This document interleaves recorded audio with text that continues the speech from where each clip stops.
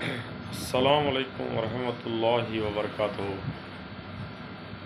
இந்த உலகம் இறைவனால் படைக்கப்பட்ட உலகமாக இருக்கின்றது. இந்த உலகத்தில் இருக்கின்ற அனைத்து ஜீவராசிகளும் மனிதர்களாக இருக்கட்டும், அல்லது நாம் தெருவில் பார்க்கின்ற நாய் அல்லது பூனை, ஆடு மாடு ஆகிய அனைத்து ஜீவராசிகளாக இருக்கட்டும், அனைத்தும் அல்லாஹ்வால் படைக்கப்பட்டவை. இந்த விலங்கினங்கள் அனைத்தும் மற்றும் பறவைகள் ஆகியவைகள் அனைத்தும் அல்லாஹ்விற்கு வழிபடுகின்றது.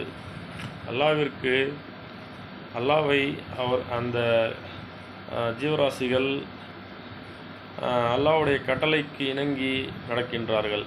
ஆனால் மனித இனமோ அல்லாஹ்வுடைய கட்டளையை கட்டுப்படாமல், அல்லாஹ்வுடைய கட்டளைக்கு இணங்காமல் வாழ்கின்றார்கள். ஏனென்றால் அல்லாஹ் மனிதர்களை இந்த உலகத்தில் சோதிப்பதற்காகவே உருவாக்கியுள்ளான். மனிதன் சோதனைக்காக தான் படைக்கப்பட்டுள்ளான் என்று அல்லாஹ் குர்ஆனில் குறிப்பிடுகின்றான். ஆகவே மனிதர்கள் தன்னுடைய வாழ்க்கையில் தாம் செய்கின்ற செயல்களை கவனிக்க வேண்டும். சிறு வயதிலிருந்து பெரியவர்களாக வாழும் வரை அவர்கள் தங்களுடைய செயல்களை கவனித்து பார்க்க வேண்டும். அதாவது சிறிய சிறிய விஷயங்களை எல்லாம் நாம் கவனிக்க வேண்டும். நாம் சிறு வயதிலிருந்தே நமக்கு அந்த பயிற்சியை கொடுத்தால்தான் நாம் பெரியவர்களாக ஆகும் பொழுது நாம் மிகப்பெரிய ஒரு மனிதராகவும், மிக நல்ல ஒரு மனிதராகவும், நல்ல குணம் படைத்த மனிதராகவும் நாம் மாறுகின்றோம். ஆனால் யார் சிறு வயதிலிருந்து அந்த சரியான செயல்களை செய்யாமல் தவறான வழியில் சென்று விடுகின்றார்களோ அவர்கள் கெட்ட மனிதர்களாகவும், இந்த சமுதாயத்திற்கு தேவையில்லாத ஒரு மனிதராகவும் அவர் உருவாகின்றார். ஆகவே தான் நபி ஸல்லல்லாஹு அலைஹி வஸல்லம் அவர்கள் கூறுகின்றார்கள், 7 வயதிலிருந்தே பிள்ளைகளை தொழ வைக்கும்படி கூறுகின்றார்கள். 10 வயதிற்கு பிறகும் தொழவில்லை என்றால் அடித்து தொழ வைக்கும்படி கூறுகின்றார்கள். நாம் பிள்ளைகளை படிப்பதற்காக பள்ளிக்கு அனுப்புகின்றோம். ஆனால் நாம் அவர்கள் என்ன படிக்கின்றார்கள், என்ன படித்து வருகின்றார்கள், எதனை படிக்கின்றார்கள் என்று நாம் கவனிப்பதில்லை. அதனை நாம் கவனிக்க வேண்டும். அப்பொழுதுதான் நம்முடைய பிள்ளைகள் நல்ல முறையில் படித்து வெளியே வருவார்கள். அப்பொழுதுதான் அவர்கள் நல்ல ஒரு மனிதராகவும் இந்த சமுதாயத்திற்கு தேவையான ஒருவராகவும் உருவாகுவார்கள். ஒரு டாக்டராகவும், ஒரு இன்ஜினியராகவும், ஒரு லாயராகவும், அல்லது போலீஸாகவும் என்று பல வழிகளில் அவர்கள் தங்களுடைய வாழ்க்கையை மேற்கொள்வார்கள்.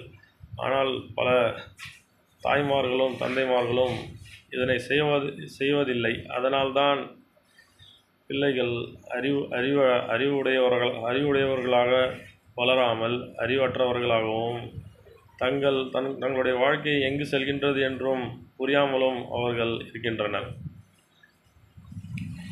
இந்த காலத்தில் வேலையில்லா பட்டதாரிகள் அதிகமாக இருக்கின்றார்கள். அரசாங்கமும் சரியான முறையில் இயங்காமல் இருக்கின்றது.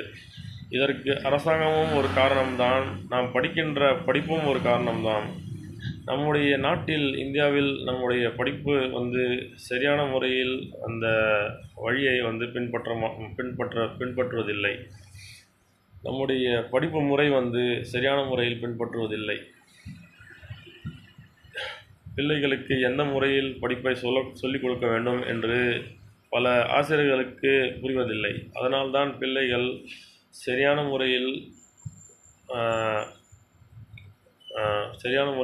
உருவாகுவதும் இல்லை, அவர்கள் முன்னேறுவதும் இல்லை. அவர்களுக்கு என்ன வேண்டும், என்ன அவர்களுக்கு படிப்பதற்கு என்ன விருப்பம் இருக்கின்றது என்றும் அவர்கள் தெரிந்து கொள்வதும் இல்லை. ஆகவே நாம் நம்முடைய இந்த படிப்பு விஷயங்களில் படிப்பிற்கு தேவையான விஷயங்களில் அரசாங்கம் முன்னேற்றம் காண வேண்டும். இப்பொழுது டெக்னாலஜி அதிகமாகிடுச்சு. டெக்னாலஜி அதிகமானதால் அனைவர்கள் கையிலும் ஃபோன் இருக்கின்றது. டச் ஸ்க்ரீன் ஃபோன் அனைவர்களின் கையிலும் இருக்கின்றது. ஆகவே நமக்கு என்ன தேவை என்பதை நாம் அதில் போட்டாலே போதும், அனைத்தும் அதில் வந்து விடுகின்றது.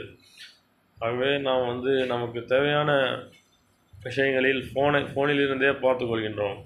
ஆனால் நாம் சிறு வயதிலிருந்து சிறிய குழந்தைகளை நாம் கண்காணிக்க வேண்டும். ஏனென்றால் ஃபோனில் பல தவறான விஷயங்களும் இருக்கின்றது, நல்ல விஷயங்களும் இருக்கின்றது. நாம் ஒரு தாய் தந்தையராக நாம் பிள்ளைகளை கண்காணிக்க வேண்டும். அவர்களுக்கு மொபைல் ஃபோன் வாங்கி கொடுப்போம், அவர்கள் படிப்பதற்காக என்று நாம் வாங்கி கொடுப்போம். ஆனால் அவர்கள் அதில் தவறான வழிகளில் அவர்கள் உபயோகித்து கொண்டிருப்பார்கள். அதை நாம் கண்காணிக்க வேண்டும். அந்த காலத்தில் ஃபோன் இல்லை, ஃபோன் இல்லாமல் படித்தார்கள்.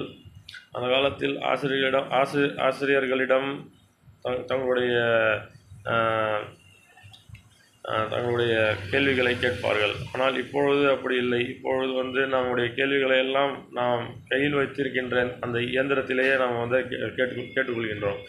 ஆகவே நம்ம பிள்ளைகளை நல்ல முறையில் வளர்க்க வேண்டும். அப்பொழுதுதான் மனிதர்கள் நல்ல ஒரு மனிதர்களாக உருவாகுவார்கள். ஆகவே நாம் பிள்ளைகளை சரியான முறையில் வளர்ப்போமாக, அவர்களுடைய வாழ்க்கையை பிரகாசமாக்குவோமாக. அவர்கள் சமுதாயத்திற்கு தேவையான ஒருவர்களாக நாம் உருவாக்குவோமாக. நன்றி.